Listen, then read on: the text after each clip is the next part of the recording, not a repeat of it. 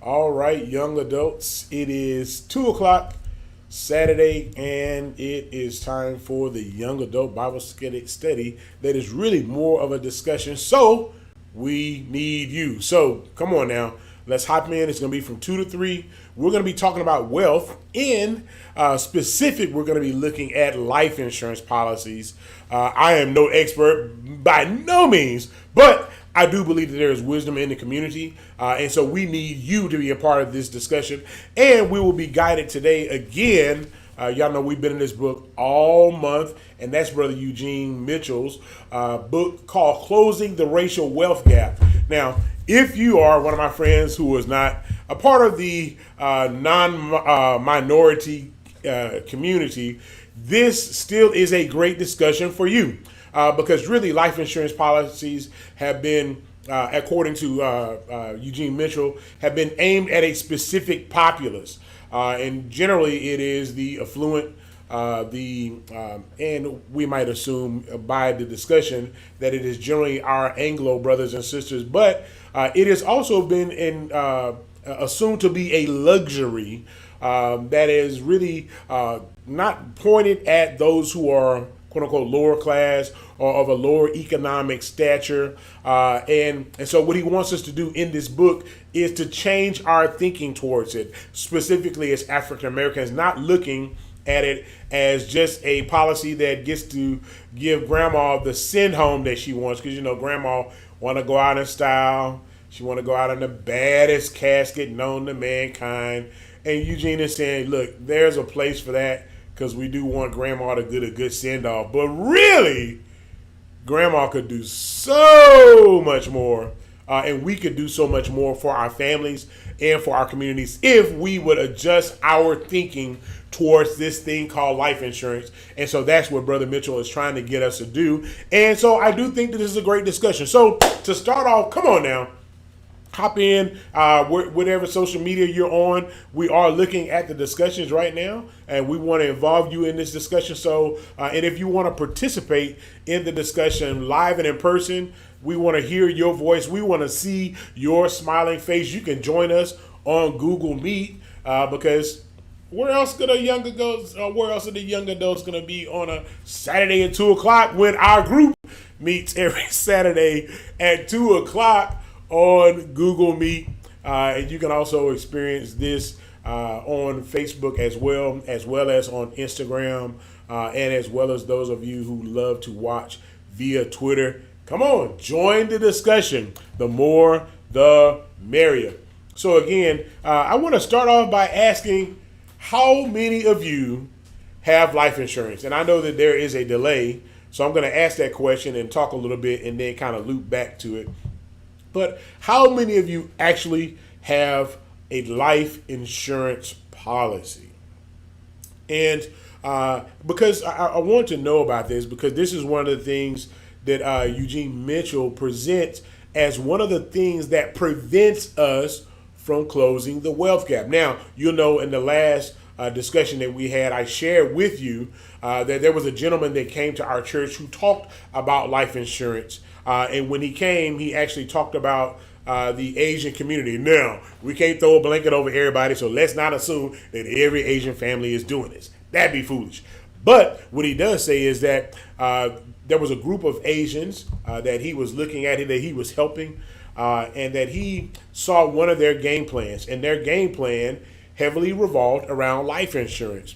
And so what they would do is they would pick out the matriarch or the patriarch, or possibly even both, and the siblings or the grandchildren would then take out a life insurance policy on this elder statesman of the family. And their perspective was that they could split the cost of the insurance policy, which would make a life insurance policy a lot more affordable. And I know that's very important, brothers and sisters, because if you do decide to do this, you have to understand that taking out a policy on an aging member of a family is going to be difficult because of their age and probably because of the health concerns that they might have developed over a period of years. I don't know. But whatever it is, it will be challenging. So the premium on that policy is probably going to be a little weightier than what the average family can afford. So what this family was doing is they took the policy and the siblings divided the policy amongst the siblings, right? And so something that was going to be $100 or $200 a month now divided into fours or five could be now $50 a month or $60 a month. And now this becomes a lot more affordable. And this policy, if it was weighted at I don't know. I'm not an insurance agent, people, so I'm just throwing out ideas. But let's say that the policy was worth $1 million, or the policy was worth $500,000. Then, when that elder statesman does pass, not only would you have money to send them off like they want to do, blinging in gold. Y'all know we going out of style. I'm being silly, really. You can send grandma off like she wants to be sent off, but in turn, grandma would then be leaving behind a legacy, leaving behind resources that can now impact her family beyond the grave, people. And so these family members did this, and the way they looked at it was not just of how it would affect them with the person's departure, because sometimes they leave the house unpaid, car unpaid, they leave a business to the family, but maybe they didn't manage the money as well as they should, or the business maybe it kind of tapered off towards the end because they didn't have enough time or energy to put into it, give it the attention that it needed to really be able to thrive. And so now you have a business that is existing but not thriving. So the money left behind now can go back into making sure that the business that grandma or grandpa started can be a thriving enterprise that can now be able to help the next generation not just sustain their business, but to take their business to the next level, thus extending their legacy. Now, the other way they looked at this policy was not as a way just to extend grandma's legacy or to sustain grandpa's business, but they looked at these policies also as a backdrop to what they were doing, right? So the way he put it is that he was looking at $1 million life insurance policy. So his explanation was that they would take out this $1 million life insurance policy and divide it between four siblings. That's $250,000.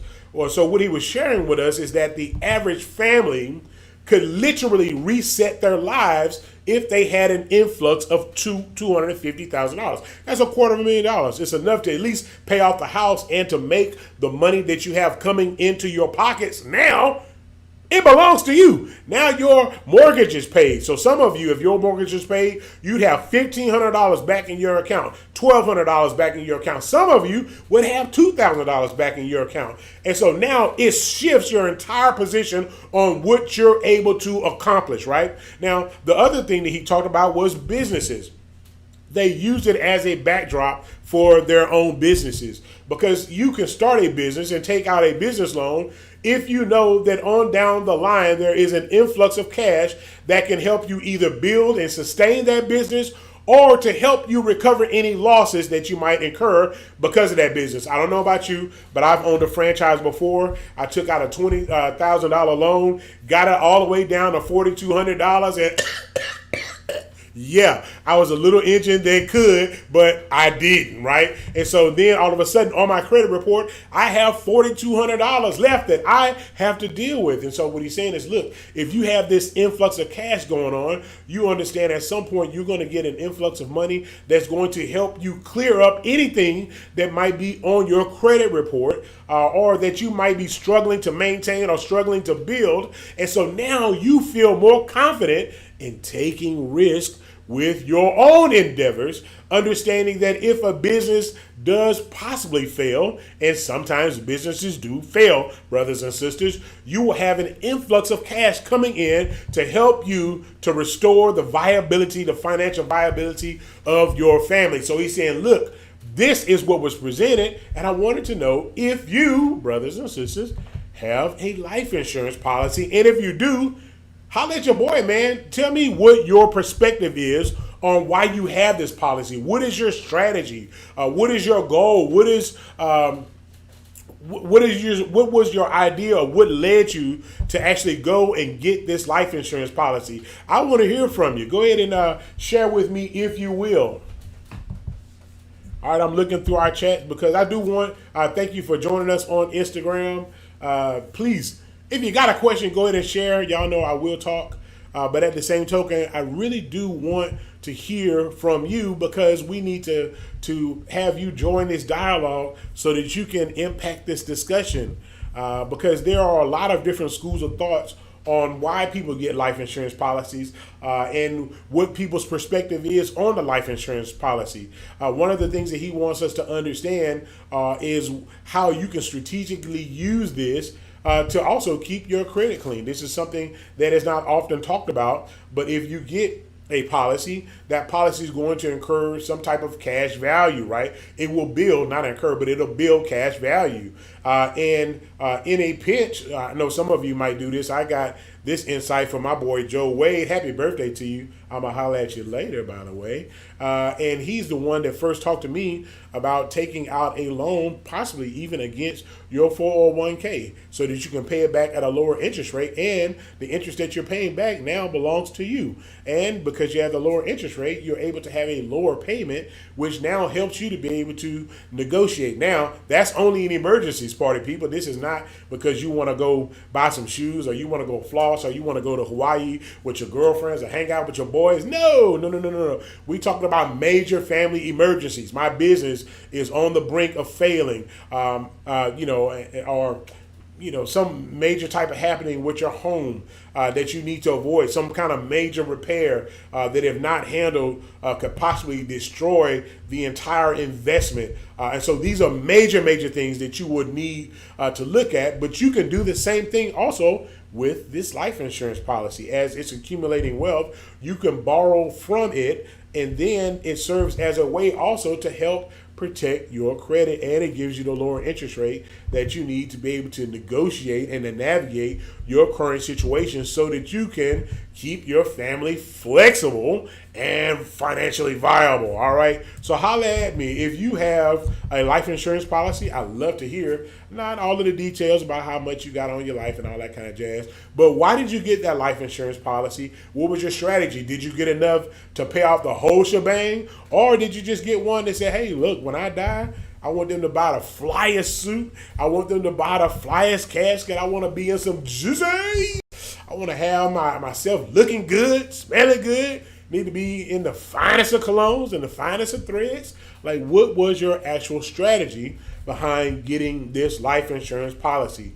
Were you thinking about your kids? Were you thinking about your spouse? Were you thinking about your business?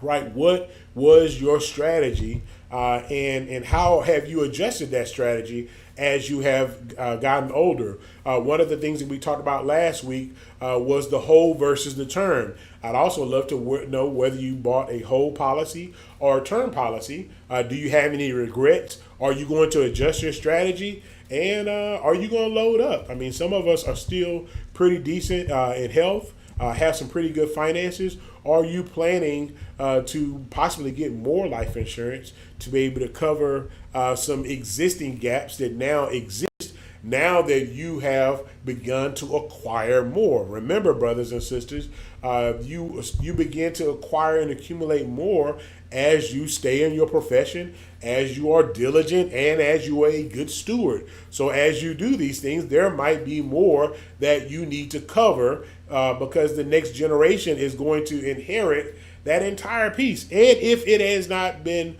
if you have not been able to bring those balances to zero, to where you are debt free, then the amount of life insurance that you have is going to help maybe keep that house or keep the property in the family name, or it might be the difference between them taking that for sale sign, and putting it in the yard and saying, hey, he should have done a better job, she should have done a better job, and we would have kept it in the family. So tell me, what was your strategy? What did you do? How are you approaching it from this point forward? Do you need to make some adjustments, or are you pretty firm with where you are? One of the things that Elder Dugas talked about on one of the meetings that we had as elders this morning was how you need to adjust your strategy. I do know this for a fact. When I owned my franchise, I had what was called a key man policy. That key man policy was $1 million worth of life insurance. And trust me, I slept with one eye open. I was like, where this girl at? I tried to keep her happy. Woo-hoo! I had $1 million policy over my life, and I was looking around like, man, I hope she ain't mad. But anyways, you got this policy, right? And it was great because that policy literally could cover everything I had within the blink of an eye if something were to happen to me. Well, I don't own that franchise anymore, and I don't have that key man policy anymore. So now the things that were all covered with one policy, now there are some gaps. So now there's a strategy that you have to adjust and say, you know what? I no longer have the insurance that I have for my business. Now, when I was employed, they offered a policy. And so now that you're not working in corporate America anymore, now that you don't own that franchise anymore, now that you don't have that policy anymore, now you look at the landscape of what you have, and now you discover there are some gaps that I need to fill. Now, back to the drawing board. I need to look back at my plan and adjust my strategy. And yes, I need to be about that business because God has called me to be a good steward over what I have. And being a good steward is not just about acquiring things, because that's what we want to think. I bought some stuff, and so I got the stuff in my house, and so God has blessed me because I own some things, and God is saying, no. I want you to be diligent with the things that you have, and part of stewardship is being able to take care of the things that you have put your name on as an obligatory person, right? So you are obligated now to take care of the things that you have taken and put your name on to be responsible for. So you have to make sure it's not the next generation's responsibility to figure out how to pay off your debts and to deal with the things that you have accumulated. It is your responsibility to position the next generation so that they might be able to take the things that you have built and that you have acquired with ease, and they can build on top of it, hence closing the wealth gap and then making the next generation a viable and a powerful economic entity in this society. Do y'all hear me? All right, so look.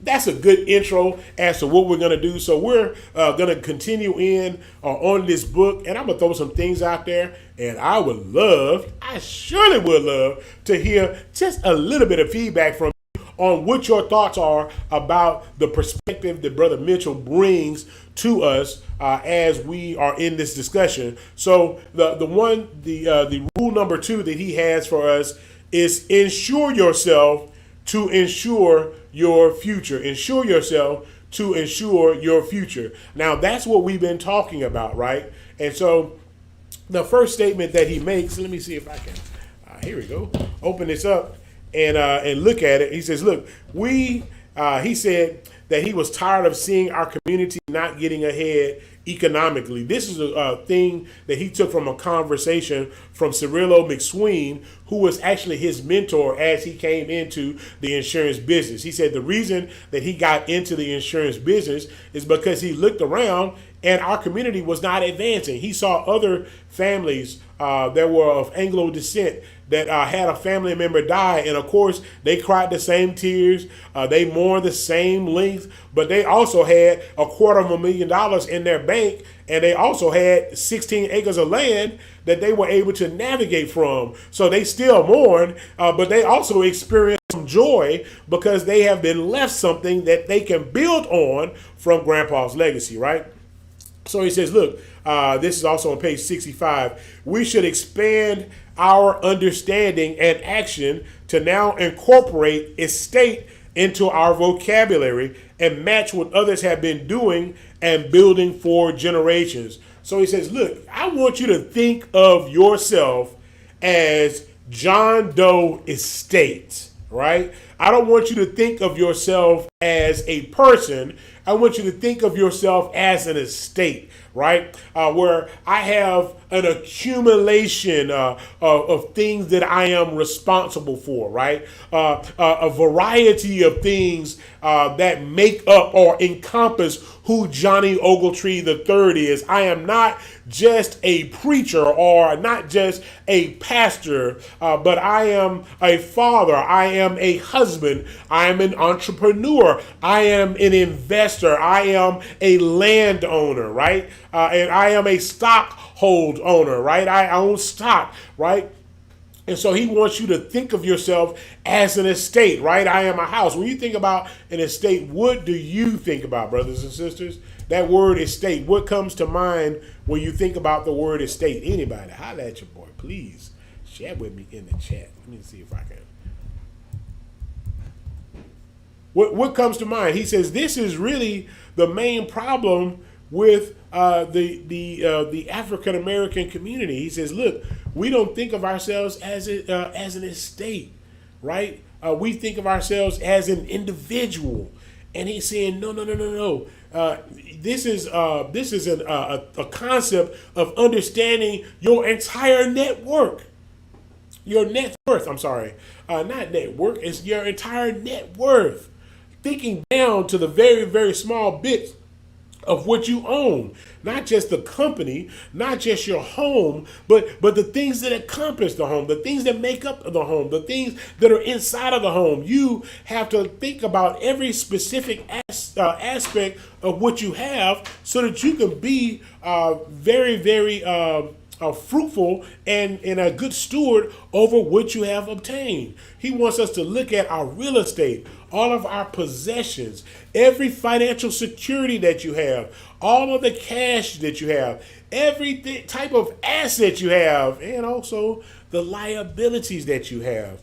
And you have to think of these all as a part of the estate, right? They are a part. They all play a role in painting this financial picture of who you are. And if you are not constantly thinking about yourself as an estate and positioning yourself as an estate, you will cause those that follow behind you to either suffer and struggle, or they will not benefit from what you have started because you have not properly planned or positioned yourself, right?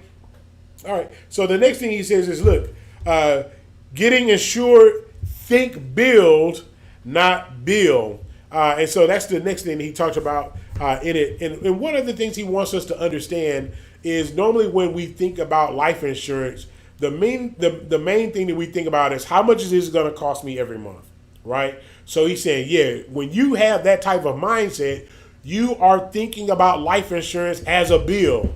Can I afford this bill every month? It's going to be $60. Where does this put me every month with my my reserve, with my income? How much will this restrict me from doing the things that I desire? And he's saying, yes, you do understand that it is something that is going to come out monthly out of your checking account, right? But what he wants you to understand is this is just like a stock, right? It's just like putting money into your 401k. This money is not lost money. It is accumulated money, right? It is money that you will recoup in the back end of this investment, and it has interest involved in it, right? And if you do not benefit from it financially, it is also something that will be an investment that will pay out immediately to your family. So brothers and sisters, life insurance, according to Brother Mitchell, you shouldn't think about it as a bill. You think about this as an investment. This is an investment in me. It's an investment in my spouse. It's an investment in my kids. It's an investment in my business.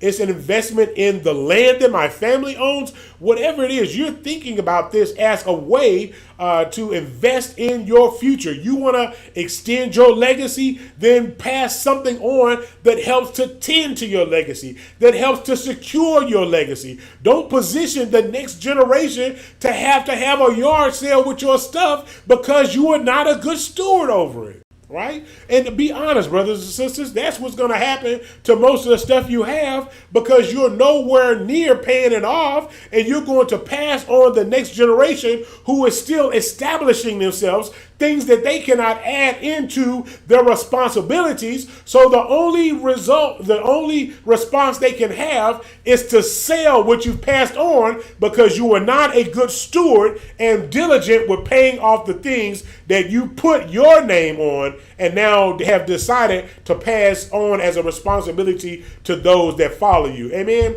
Does anybody follow this logic? Anybody with me on this? Because that's what's happening. Some of you may even have a testimony. There were some things that maybe your grandmother or grandfather passed on to you, or maybe mom or dad passed on to you, that you wanted to hold on to, but when when it came time to pay the taxes, when it came time to rebuild or restructure or to replenish or to relaunch or to re-engage or to refurbish, you didn't have the money, and you weren't in a position, or you didn't have the credit or the leverage to be able to do the things that you need to do. So what you ended up doing is selling the business or selling the property and trying to reposition yourself to further establish yourself. And so he says, look, that is what's going to happen with the stuff that you leave behind if you are not a good steward over it, and you leave it up to the next generation to try to figure out to handle what you, in all of your wisdom, could not figure out how to handle. That doesn't make sense, does it? All right, so what he said is, look, don't think of the life insurance as a bill. Think about it as an investment in the future that is going to help your next generation extend its legacy. All right. So he says, look, when you think about what your future is, right, or what your estate needs, it needs to be able to replace two things. And he says that's human capital and that's financial capital, right? The human capital is your presence, right? Which you add. That's the wisdom. That's the teaching. That's the ability to work that you have, where you can go out and you can take on a second job and you can replace the income that was lost, maybe because you had to take a loss on the business, or maybe the franchise closed and you had to reposition yourself and to shift your thinking around a little bit. And so he's like, look, that's that human capital, right? That you can always put yourself back out there and to add more back into your family as an earner, right? Then there's the financial capital. Maybe you're still working, but you do not earn at the same rate that you used to, right? So that financial capital, maybe the money that's coming in from your business that is not fully debt free, but it is still bringing in income to your family. So that's something, it's financial capital. It adds in to what is sustaining and building your family. Well, brothers and sisters, if you pass, then your family loses that human capital. And if you pass, your family also loses that financial capital. So if you're not at debt free, those two things are now removed from the equation, and you may leave a spouse, if you have a spouse that is a stay at home and or that is retired, you leave that person now without a financial response. They're limited on their financial response because they have to respond as one as opposed to responding as two. And then also because they're responding as one and not as two, they're also limited from the financial aspect of what can be added. And if you are the one that is the highest degree or the largest earner, they are also able to go out and earn more, but they're going to accumulate or to earn at a lower rate or and at a slower pace than you were earning, right? So it's not that they cannot earn or not that they cannot to work, but they're not going to work and earn just as you have earned. And if you have amassed everything around your ability, around your degree as or your connections, then when they are left unto themselves, they will not be in a position to replace what you bring to the table, despite their hardest or their greatest efforts. And so then what will happen is they'll be in a position where they will go out and work hard, but will not be able to sustain what you have brought to the table. And thus, because of that, they will find themselves in a position where they may have to liquidate the things that you have brought to the table that were a blessing to the family. All right. And so you want to make sure that you are thinking along those lines, right? So if you have dependents, children, spouse who will suffer financially if you die, life insurance, according to Eugene Mitchell, is a necessity. It is not an option. It is a necessity. So we need to figure out, brothers and sisters, how we can take care of our families. All right. So let's get into some of the pieces that he have. Look. This is something that I put a bracket around. If you are older and or your health is not great, don't give up hope, as you may be able to attain a guaranteed final expense policy from one of the major insurance companies. And he's saying, look, these policies may typically be between $2,000 and $20,000, so they are not major policies like the $1 million or $500,000 policies that you probably should procure to advance your family. But if you are in the later stages of life and you don't want to have your family putting out a GoFundMe or putting out your Cash App or putting out their Cash App to try to put you in the ground, you want to go ahead and look at where you are from a strategic stance and to look at what you can do to help your family avoid having to sell chicken dinners, fish dinners, cut grass. Come on, y'all don't want your grandson out there cutting grass, trying to pay off that policy. Y'all don't want your family to be out there having a car wash. Come on now, some of y'all, you know what I'm talking about. You're going to have a family out there doing a car wash, trying to pay for and cover the things that you did not cover. Amen. And so he's saying, look, you want to make sure that you look at these things and consider these things as you are planning, and don't give up. Go for it. There is something out there that can help you to cover what you have taken a responsibility for. So he says, look, there's some things that you need to look at how you create your estate, how you divide up the pie. Of course, there are many different things that go into this, but we don't want to get into the specifics of it, because how you divided your pie is how you divided your pie. The most important thing that you want to look at now is, how do I cover and what do I need to maintain? Maybe there's some things in the pie that are taking resources that you're covering things with that you may look at and say, you know what? This is really not that important to the grand scheme of what I'm trying to build for my family. So I can release this asset, I can sell this asset, and then I can take the money that I gain from the sale of this asset, or take the money that I have monthly invested in using this asset, and I can put this back into the pot, and now I can reposition myself to get a policy that will cover my family a lot further than what this asset would be. That includes businesses. I know I included want to go back and start another business. I enjoyed, even though it was crazy as all get up, I enjoyed owning a franchise, and I would have loved to pass a franchise on to my family. But you get to a specific point where you say, look, if I take out this business loan on a $20,000 loan is going to cost me $400 a month, right? So I'm going to put this $400 a month into building this business that is going to generate money. How long does it take to stabilize a business?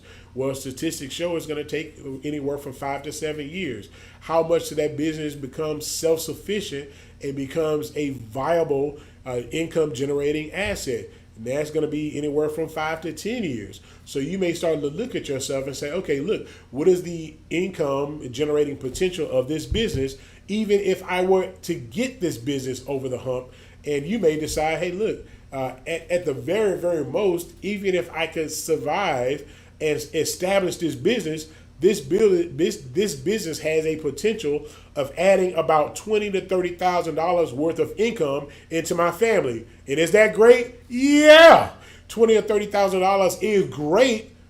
But when you look at the fact that you may get a life insurance policy that would pay out your family $1 million, and that may cost you $150 a month, then you look at that business and say, you know what? it would be great to be able to pass this along. But right now, it would be more responsible for me to take out this policy and to invest in this policy that's going to guarantee that my family receives X amount of dollars at the extinction of my life, or at the losing of my life, than it will passing them on a business that maybe fails, or that maybe survives but only gives them $20,000 at maximum every year, right? So I could take this policy and to have a greater impact doing this than I can be investing in a business. Now, y'all know I still am going to try to start a business because I really did love it. But at the same token, you get to a point in age where you start to weigh the things and you start to look at the cost, and you start to look at the the bigger picture and what you can do, and you may decide, even though it has been your dream and your lifetime desire to own certain enterprises, that right now for your family, it's best that you put dreams, desires, and ego aside and to do the thing that is responsible, because that's what being a good steward is, people. And being a good steward does not mean that you get to buy or to do everything that you want to do. Sometimes the best thing that you can do for your family is say no to you. And so I want to encourage you to look at your position and to then determine from the position that you're in whether it is the responsible thing to do to actually build out what you have intended to do. It might be something that actually sets your family back further because of your lack of foresight, right? And lack of insight. So he says, look, you can capitalize on the benefit of insurance because there are some hidden benefits to insurance that are often not looked at. Sometimes he says, look, we just look at how much is it going to cost a month and how much will my family get? And he's saying, look, there are some other things and other reasons some of our other counterparts buy these life insurance policies, right? And one of the things that he lifts up first is life insurance dividends, right? So there are some policies that come with life insurance dividends, right? So for those of you who are in the stock market, you know, it's a great thing. Some of your accounts may have dividends that come along with it. So you make a purchase, and along with benefiting from that stock price, when there is an overage, and this stock will pay you back off some dividends. And may not be phrasing that right, but one of mine does the same thing. And it's not always a lot of money. It may be $2, it may be $3, it may be $4, but it's something that you didn't have, right? And then you can take that and roll that right back in, cash it, and put it right back in and say, oh, let it roll. Let's go invest it in something else, right? And let's start something new, or let's take this dividend money and not put it back into our bank account to spend on some things, but let's take this money from these dividends, let's make it liquid, and let's take it and invest in something that we do think has potential, but we just didn't want to take a risk on because it was maybe not as moderate as we wanted it to be, and we wanted to do something that's a little aggressive. So now you can take that dividend money, you can turn it right back around and take a risk with the dividend money. And maybe you end up coming out on the back end with something greater, all right? So the next thing he says is, look, you have investment guarantees, and there are some tax advantages. So I'm going to read off these tax advantages so that you'll have these documented. And if you can, get the book. Support the brother. I'm going to tell you, I'm glad that Thrivent had him on one of their streams. His book has been very, very resourceful, very enlightening, and then also very challenging as well, because you have to look at yourself. It's going to make you ask some questions of yourself, and sometimes it's not a pretty picture, but you do want to ask these questions. So tax advantages. It says, look, whole life insurances, this is A under the investment guarantees. You have some guarantees, and then you have some tax advantages. He says, look, whole life insurance policies provide a guaranteed death benefit so that beneficiaries will not receive less than the amount on the life insurance policy. And so that means if the policy says, if it's a whole life policy, He says, if that policy says it's $1 million, guess what? It's $1 million. And it's not a taxed $1 million. So you say, oh, you're going to get $1 million and they get back 600,000. He says, no, no, no, no, no. If it says that it's $1 million, your family will get $1 million. And so that's something that you want to keep in mind. The whole life policy premiums are guaranteed never to increase regardless of your health, the economy, or your age. That's something that you should consider. Remember, we talked about that, not last week, the week before last. We had issues last week. But he talked about this. Look, no matter what happens to your health, the premium stays the same. And that's why he wants us to make sure that we get this life insurance policy as young as you possibly can. Because if you get it right now while you're 24, 22, 21, 25, whatever it is coming out the gate, invest in that 401k, go down, get the life insurance policy. I know you ain't got any kids. You're like, I don't have any kids. Why should I get the policy? Get the policy. Because when you have kids and when you have this estate that you have to take care of, you will have $1 million policy for the rest of your life that you're paying $35 on. So you want to get that policy as soon as you can because it will not increase in its monthly premiums. And that's why he's suggesting specifically that we go after this whole life policy. Then he says, look, the cash value within your whole life policy is guaranteed to grow. So we're not looking at the market. This policy will accumulate, right? You're putting money in every month. The cash value is accumulating every month, so you can guarantee that there is cash there if the worst comes to worst. All right. The death benefit income from the whole life is tax-free. I said that earlier for your beneficiaries. Like I said, there's not going to be taxes that are taken out of this whole life policy. So you want to do that because that's going to give them the biggest bang for their buck. You just got to make sure that you are a good steward in passing on the wisdom of what to do with the money. Because this money don't need to be invested in some other brand. It needs to be invested in the brand of your family legacy, right? So you want to make sure that your children and your spouse know what to do with the money when they get it. Amen. The cash value from your whole life policy will grow tax deferred. And so that means the entire time, there's no taxes taken out of it, right? Meaning that you will not pay income taxes on it, allowing it to grow even faster. Come on, think about how much of a blessing that is, right? You're not having to pay taxes this entire time that you're investing this money. So that when your family gets that, they're getting the bulk of what you invested in this policy, and it's going to be a blessing to them. Letter F rather. The cash value from your whole life policy is yours to use during your lifetime, and you can usually access it income tax free. So if push comes to push with this whole life policy, and you need to take some out of it, much like we do with our 401k, there's no taxes that are going to be added to this.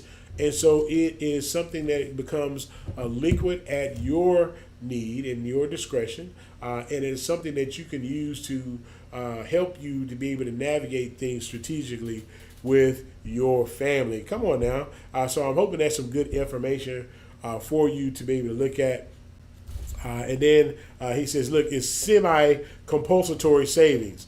Now, look, part of your whole life premium payment is applied to the cost of the insurance policy, and another portion is held in savings. That's that accumulation that he's talking about. It automatically accumulates things. Some of us have a challenge with saving, and even though you're saving, some of us have our savings account at our bank. It's not going to save at the same rate, and then also as a life insurance policy, because you understand the larger picture of it, you're more likely to be more disciplined and diligent with putting money into that to paying that life insurance premium every month.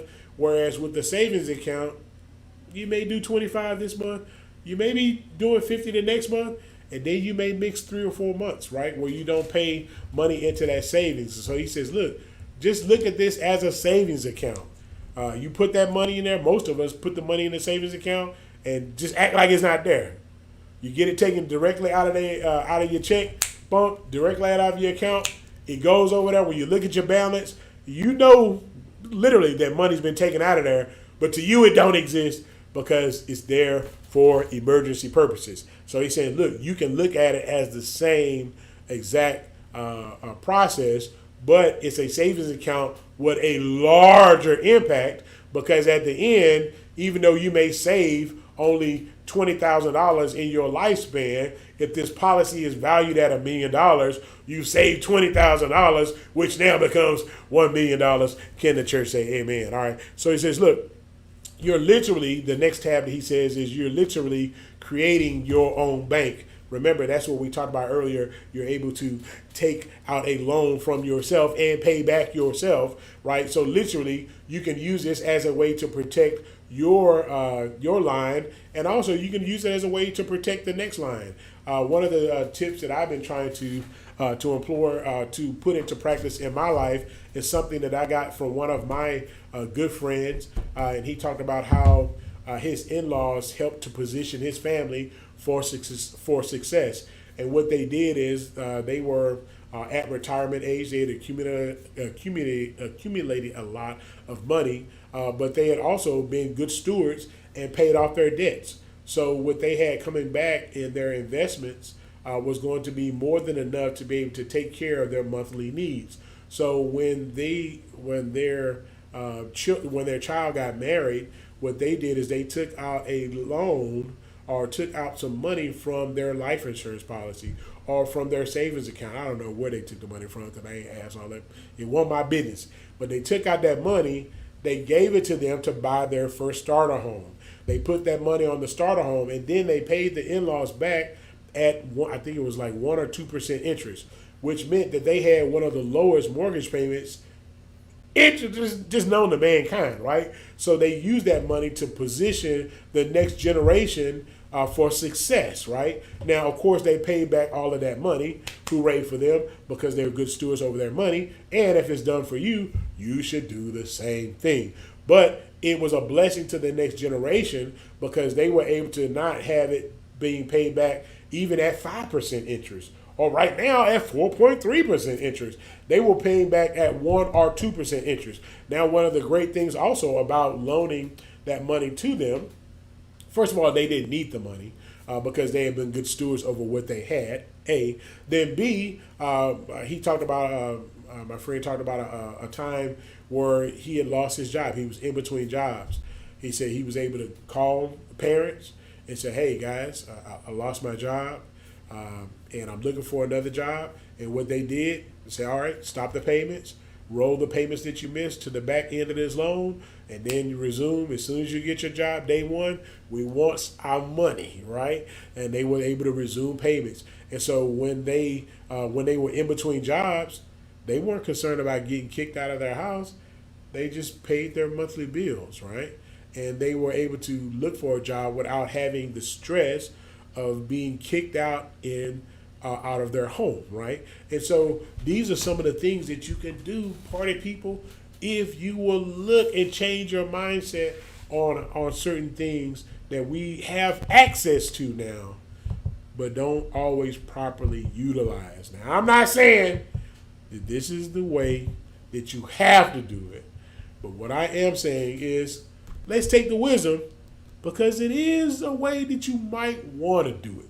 I'm not saying you got to do it, but I'm saying it might be something that you want to do because it will go well, not just with you, but it'll go well with those who follow you.